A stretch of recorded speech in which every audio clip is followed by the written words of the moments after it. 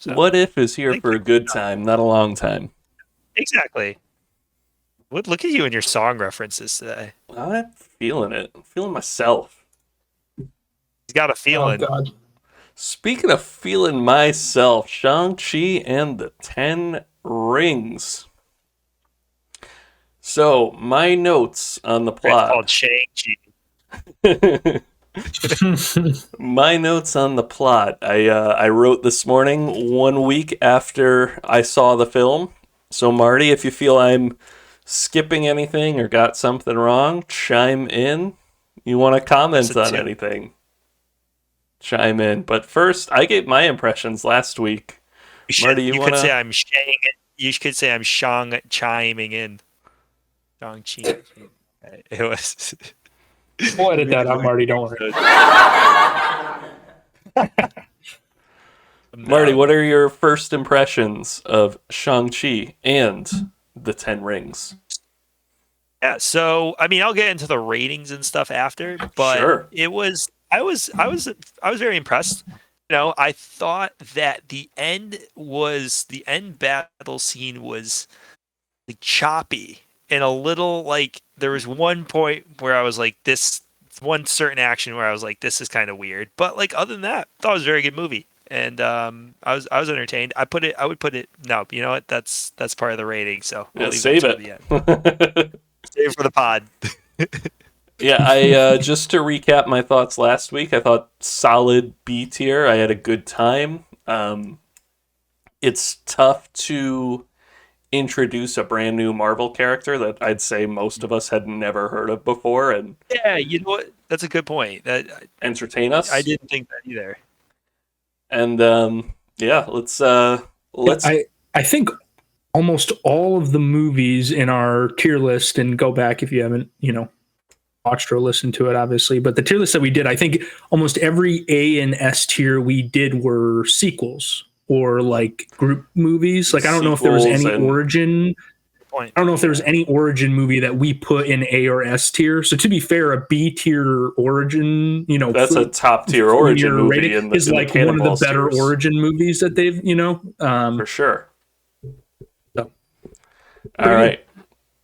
So, Aaron, this movie loves a flashback. Let me tell you. And they handle them well. I think, as you need to know what happened in the past, they give it to you. But we start back in time, and the Mandarin, who, that's just an Americanized name of him. His given name is Xu Wenwu. He found... Those oranges, right? It is oranges. There's a joke about oranges later. Oh, God. Okay. No. Not by me, in the movie. I wrote that joke, actually, for the movie. I tweeted it to Aquafina, and she put it in for me. So, Xu Wenwu found the 10 rings about 1,000 years ago. They gave him these powers, and he basically became super powerful, toppling governments. He made this, criminal ring. So he was very powerful, kind of stayed low-key his criminal ring? Is the criminal ring part of his 10 rings, or is that an outside That's ring? one of the 10 rings is crime. Okay. Is crime. Got another one, the wedding ring and the suffer ring? Friendship. Sufferer ring. Yeah, I like that. Purity.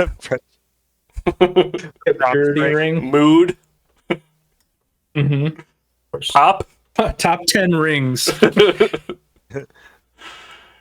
I'm joking. We can keep going. No, Wes is gone. No top 5 or top 10 anything. Japanese horror movies.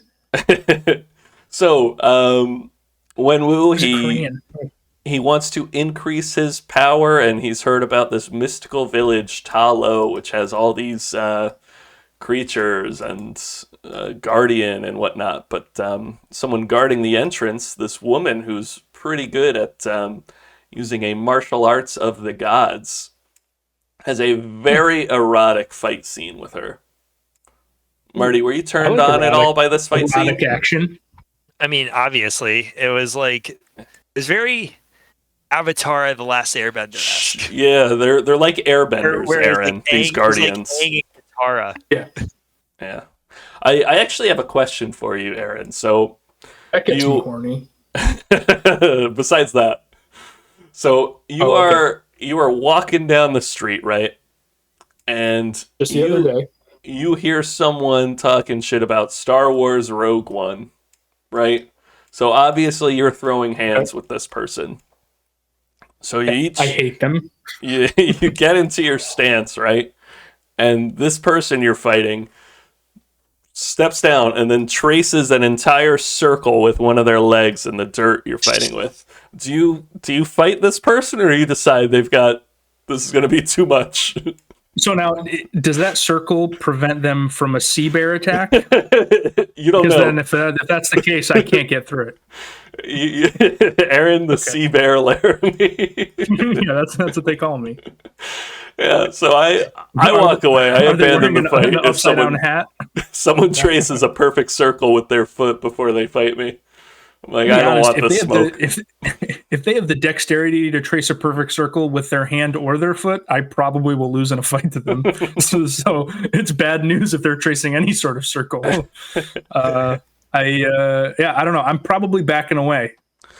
So this martial artist who had the erotic fight with the Mandarin, her name's Ying Li, and also known as Shang Chi's mom. You related to Hitmonlee? We flash forward. We see this cool guy get out of a car and toss his keys to Shang Chi, who parks cars in San Francisco as his job. Oh yeah. Classic Marvel origin of the guy who's fucking he's chauffeuring and that's not chauffeuring. What am I looking for? Valeting. Park cars. It's a valet. Yeah. So as you can tell, I've used a valet service constantly because I know exactly what it is. Shang-Chi goes by Sean in San Francisco. Shang-Chi? Just Sean. I don't know. Are you sure it's not It's like Cher. He goes by Shan. Yeah. His best friend, Katie, who is played by Awkwafina, is a valet with him. They have this fun scene where they have to be responsible and work the next morning, but they go out and get hammered and do karaoke. So they're just living the life of 20-somethings. Oh, yeah, dude. The next day on a bus, some guy with a sword for an arm, razor arm or razor fist, attacks Sean for no reason. And we learn Shang-Chi can fight already. He's a martial arts master. Oh, dang. Beats up a bunch of people. I think really cool fight choreography. I don't know what you think about it, Marty. No, I thought it was awesome. I think thought honestly, that fight scene was almost better than the last fight scene. In my opinion. I think Marvel does a pretty good job, like for movies that have super powered beings where like one punch can blow, if the Hulk punches someone, they blow through a building, kind of shit. But like they do decent fight choreography. Like even in the first Avengers, when they're fighting like robots and I think they've always done a pretty good job of not getting lost in like jump cut. Like they do, they do a pretty good job of, keeping those things like watchable, because some action movies you watch and you're like, I can't tell what the fuck is going on because we're cutting to here and it's a punch and then cut to a kick. Like it can be way too much. So shout out to their editors for sure.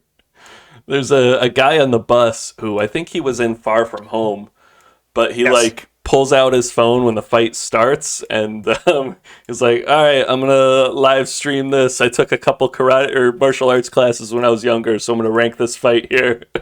It was really, really funny. So the guy with the sword for an arm is after Shang-Chi's necklace, which his mom gave him, in case he ever needed to find his way home. And we're already assuming this is to Ta Lo.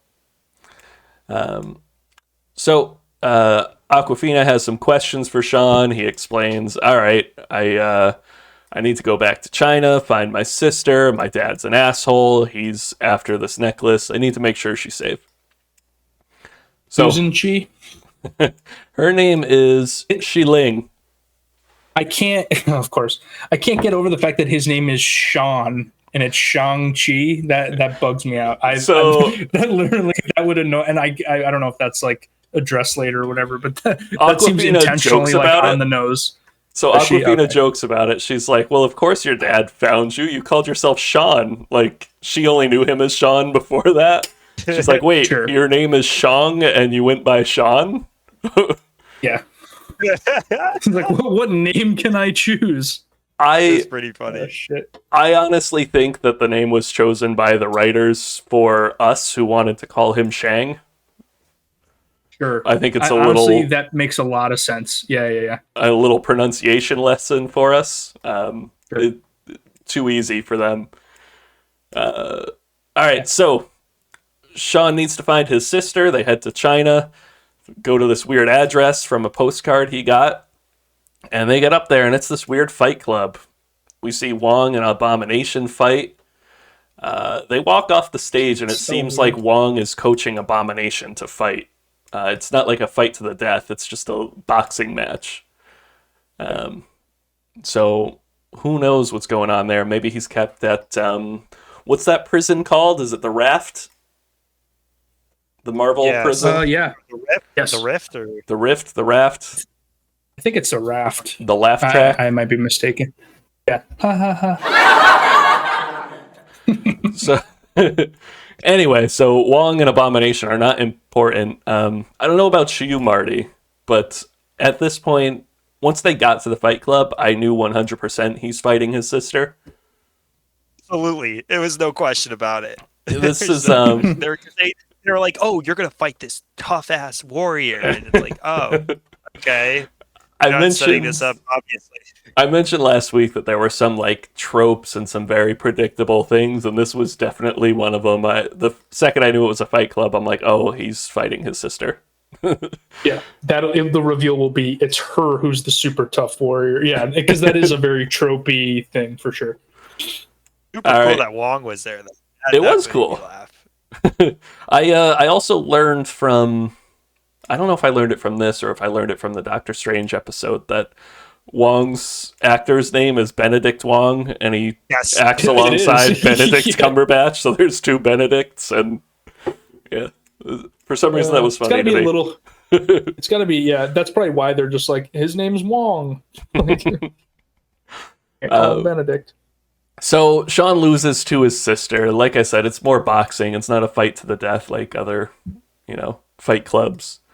The Ten Rings goons show up just as Sean and Shi-Ling figure out that she didn't invite him there. So his dad's goons show up. There's some cool fights. There's this guy named, it might be Death Wish or something. Death Dealer. Deathpool. Death Dealer, who was pretty cool looking guy. He helped train Sean to be a fighter when he was little. I'm gonna try to. So I think we get a flashback at some point. So believe it or not, again with the tropes, Sean's mother died when he was young. Oh. And it turns so his dad, the Mandarin, who was bad and then good when he met his mom, became evil again. And he trained Shang Chi from a young age in martial arts. And basically, when the fight here at the fight club ends and all the Ten Rings goons surround them, his dad walks in and he's just like, oh, I told them they couldn't kill you if they tried. And he's just like, happy to have you back, son. Like, it's really weird because you think he's going to, like, pats him on the back, want to kill him. But he's just like, yeah, you ran away from me a few years ago, but I still love you, son. No, I tortured you. So now, did he actually run away, or is it just the dad being a dick and the dad really abandoned them kind of thing? I could reveal this at this point. So he was asked to go on a mission to kill the guy who killed his mom. And I see. Sean went through with it and then kind of just abandoned his dad and ran away. Okay. Yeah. So anyway, the goons take them back to the Mandarin's compound. And he reveals that he thinks the mom is still alive, and they're holding her captured, imprisoned in Ta Lo. There's a trope. Yep. Trope right there of like, hey man, that person that 5 minutes ago you thought was dead, motherfucker, they might be alive. So the kids don't believe him. They know mom's dead. They think he's crazy. But they still want to run to Ta Lo to stop him from attacking the village. So while they're in prison, they run into our boy Ben Kingsley, who the Mandarin took in after he stole his name in order to kill or torture him. But then I guess he was really funny and a good actor, kind of like Tropic Thunder when they take Ben Stiller. Oh God! If Wes was here, he'd have a fucking field day with that. But we're gonna move on. Yeah, it's a Tropic Thunder situation. So he made friends with this little weird furry dragon thing that doesn't have a face, who he could talk to, and it leads. Kind of picture that. Yeah, just go with it. Sure. And say his name. Oh, does he have a name? I forgot it. It's Morris. Morris. Yeah, Morris. Oh my God. Okay. You remember Jesus the like koala pencil toppers you used to get at the Scholastic Book Fair? Yes. Take the head off of it and give it wings. You can pull up a picture. I'm doing some Googling. I would like to use my words. So in China, it's called a Hundun. Yep. Or Dijang is a faceless being of Chinese myth. The Hundun existed on Earth long before humanity as a being of chaos. Ooh. Featureless face representing how it moved without direction. That's actually like cool symbolism. Ooh. Yeah. Cool. Okay. It looks like a giant. It looks like a butt with 6 it's got a feet butt for and a face. 4 wings. Want some Morris butt toy? Yeah, I like it. We see a little Ninetales that I want to throw a Pokeball at when we get there. So totally, that's like a great toy to market because it's just like there's no back or front. Like it can be whatever kind of. Yeah, it's a theatrical poster. Oh, nice. Oh God. Okay. Cool. Morris is pretty great. So they make it to Ta Lo, and Shang-Chi meets his aunt, who teaches him the martial arts of the gods that his mom knew, that his mom used to seduce his dad. Hell yeah. Sexy fighting. So, sexy lie. Did it kind of look like they were seducing each other a little bit? There's something sexual about those airbenders, and Shang-Chi felt a little weird about his aunt teaching him this. Yeah. And then he had to go do it to his dad. He's holding a pillow over his crotch. He's like, this is weird. I don't know. Guys, I gotta go sit down. So Shang-Chi, already world-class martial artist, has some of the blood of these god adjacents from this village, and he learns to be an airbender. So martial artist, airbender. His dad shows up. We get a few fights going on. We get the people of Ta Lo versus the Ten Ring Goons. We get Sean versus Dad, who does a really anime punch of Sean right into the ocean at first. Like Dragon Ball Z style, where like he's flying like through the air. 100% Dragon Ball Z style. Damn. Okay. And we meet the bad guys behind this wall that the Mandarin thinks his wife is behind. They're soul suckers, and then the other one's called like the Dweller in the Darkness or something.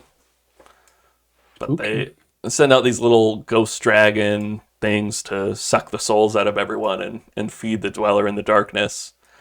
Damn. So Sean gets punched into the ocean, and then he meets the Guardian of Ta Lo, which is called the Guardian something. Mm-hmm. Guardian something. Sounds good. I like it. It's of Gahul. Oh, dude, I totally okay. So Dweller in the Darkness is like he's not like not an eternal, but like he's a fear lord, which are like powerful. Like I think Death in the Marvel universe is a fear. I'm sure I'm getting this wrong. Oh, okay. So it's Nightmare, who's a villain of like Doctor Strange, Ghost Rider, and Spider-Man is like one of them. Dweller in Darkness is one. They're not Eternals or like the Sentinels, but they're like super crazy old, like before humanity existed type of Marvel creatures. Cool. That's cool. I like that they're bringing. It's kind of a Cthulhu vibe, a little bit of like it's indescribable horror kind of shit. Yeah. So the Talo has the portal that keeps everyone away from the Dweller in the Darkness, and there is a dragon that lives there, the Great Protector. That when Sean gets punched into the water by his dad, the Great Protector wakes up. He comes riding the dragon out of the water, goes to face his dad. He traces the little circle to do his airbending, and kind of slowly he takes 5 of the rings. He takes all 10, and then doesn't kill his dad. He like holds back. He charges up his Kamehameha wave, and then he's like, nah. He's holding that spirit bomb. He's like, I'm going to drop it on you. And Dad's like, no. And then he doesn't. It's fucked up. Powers up. Yeah. Yeah. Marty, have you ever watched Dragon Ball Z? No.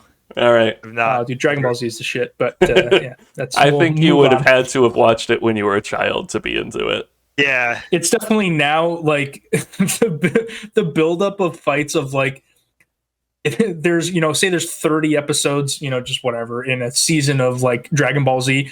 There's fighting in like 4 of them, and the other 26 episodes are all just buildups to the fights. Like it's all just the either charging of powers or like, oh no, it's so and so's coming and they're super. I sense something like a strong fucking or thing like out in the force or whatever. Like it's very much just I don't know. Dragon Ball Z is awesome, but it's a lot of like build up to shit. Like it's 4 episodes of build up for a fight that's an episode long. So we get the dragon versus the Dweller in the Darkness. Dragon's doing pretty well at first, and then all the little soul suckers show up and start dropping their little soul poops in his mouth, and he grows stronger. Ooh, nice. But thankfully, Aquafina learned how to shoot a bow and arrow 10 minutes ago. And this is my problem with this movie. And hits. He's like, I've got it. Hits Cthulhu. It grazes Cthulhu's neck, and that just gives the Great Protector and Shang Chi the opening they need to beat the Dweller. They're saved by a valet, Aquafina, who learned archery 10 minutes ago. Yeah. So this is a Marvel Zombies case a little bit where you're like, if you really look at it, there's some bullshit. Everything but that was cool. Let's do post credits and then I'll have some thoughts. So, post credit scene number 1. Shang and Aquafina are at the restaurant where they met some friends earlier in the movie. Not important. And Wong shows up and he's like, Shang-Chi, come with me. Those rings you got, they're way older. Putting together a team. Those rings are way older than when your dad found them 1,000 years ago. Like super space old, and they sent out a signal once you put them on.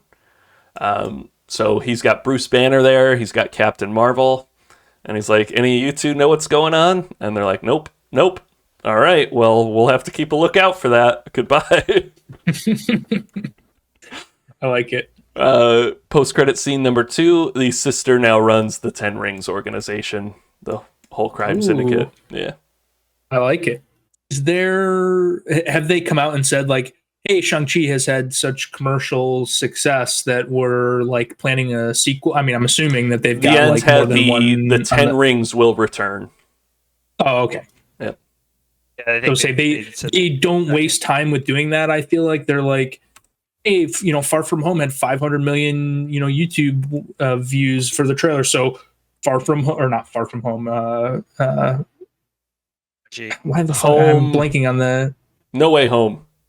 No Way Home. Jesus Christ. They're like No Way Home 2 is coming out in 2026, already, like kind of thing where they like to like explicitly be like, yeah, no, Ant-Man's coming back. Ant-Man and the Wasp 2, get ready. Quantumania 2022. They try to like, I feel like let you know, like, hey, if you like this, like and subscribe, hit that bell, like kind of thing. So I think the interesting thing about their choice of words, it says the 10 rings will return. So that means 2 things. That means the 10 rings that are now on the crime syndicate, as well. Forearms and the crime syndicate as well.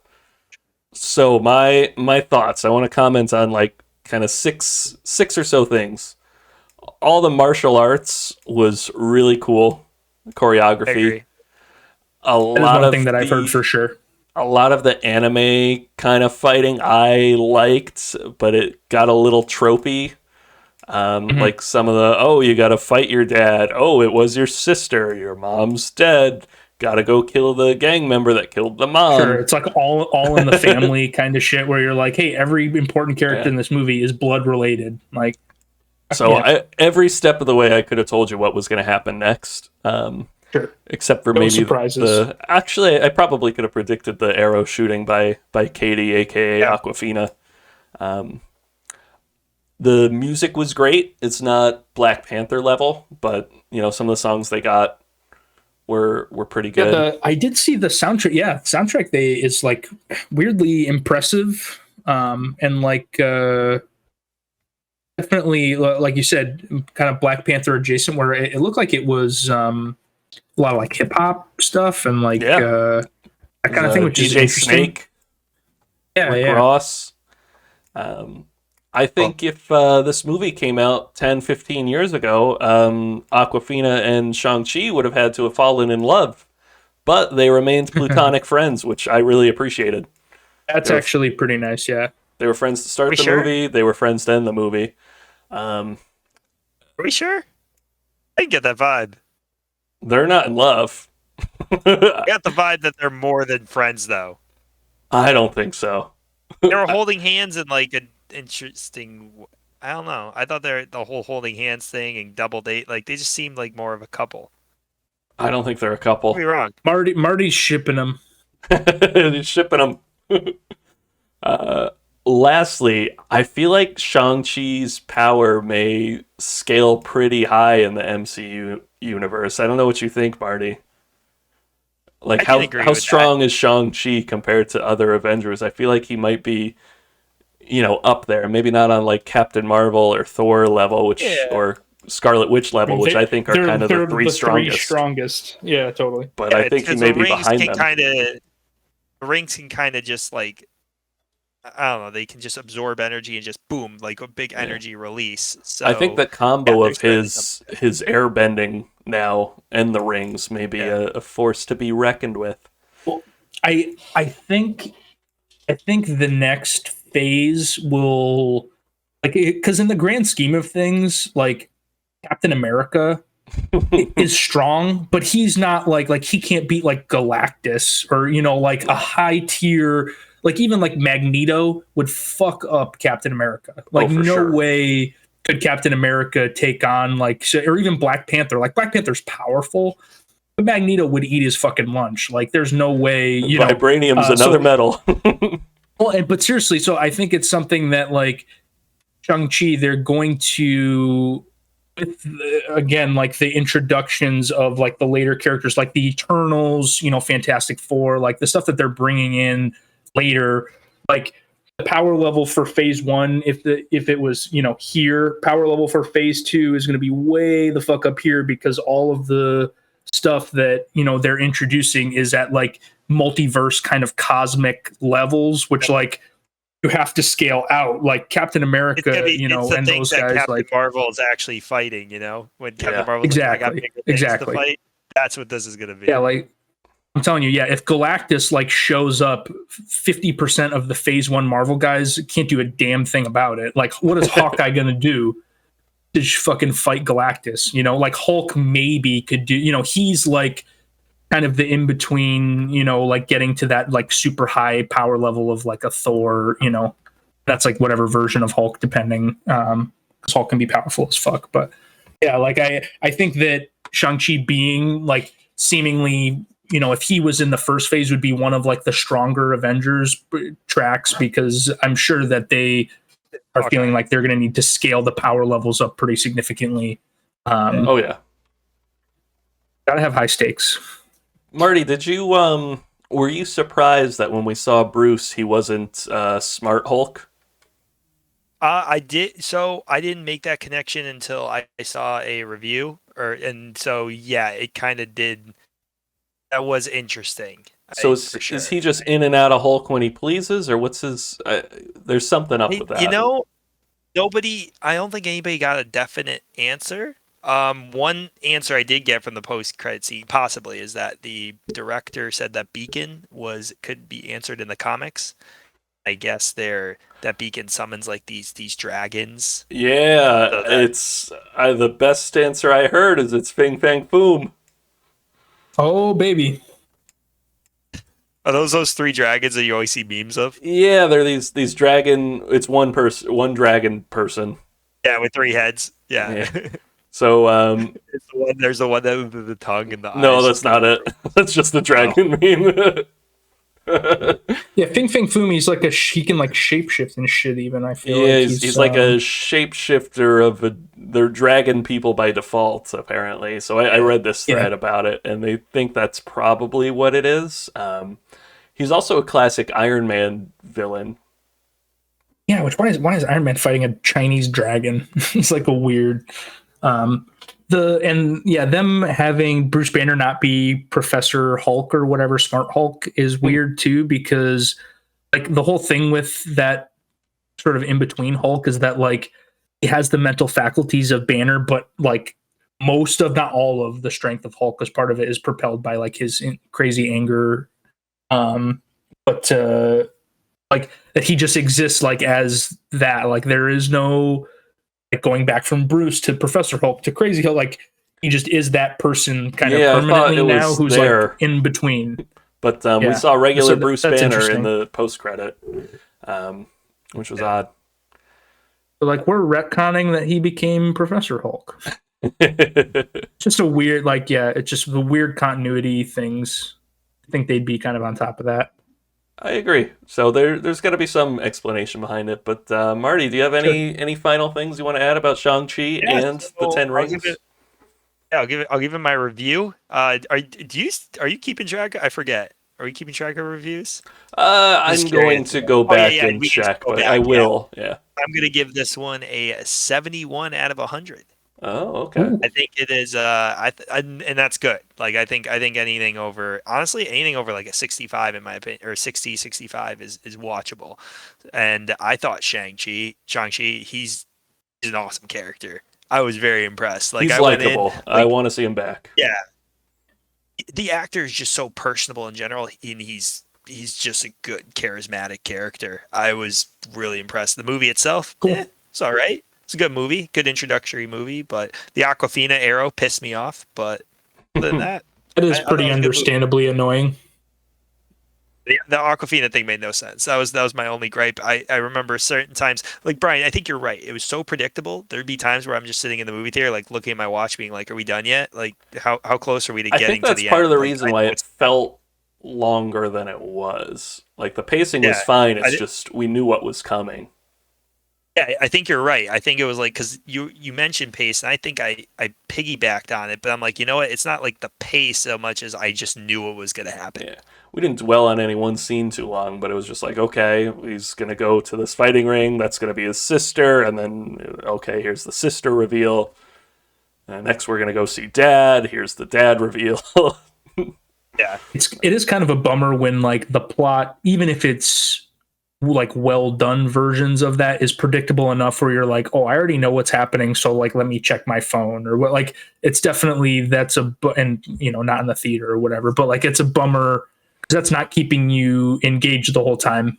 I feel like is to have something where you're like, oh, I'm 3 steps ahead of this shit, and I'm not like a super sleuth, like I'm seeing where this is going, and again, like I think we all agree that when Marvel takes risks, that's like calculated risk. That's when they get their best stuff. Like the best content that Marvel has put out is when they're not trying to be kind of cookie cutter, inoffensive, predictable stuff. Like it's the snap that's killing everyone. It's the, that type of thing. I think people really eat up, like casting Taika Waititi to direct the third Thor movie after the first two, kind of didn't have the critical success that they wanted. Especially Dark World was like, kind of considered the worst Marvel movie, and they're like, holy shit, what do we do? Well, let's cast this, kind of up and coming, like funny vampire director guy. Yeah, but seriously, like that's totally out of left field. And like Waititi, nailed it more or less, and like changed the people's feelings, I think, about Thor. 775 out of 1,000 for me.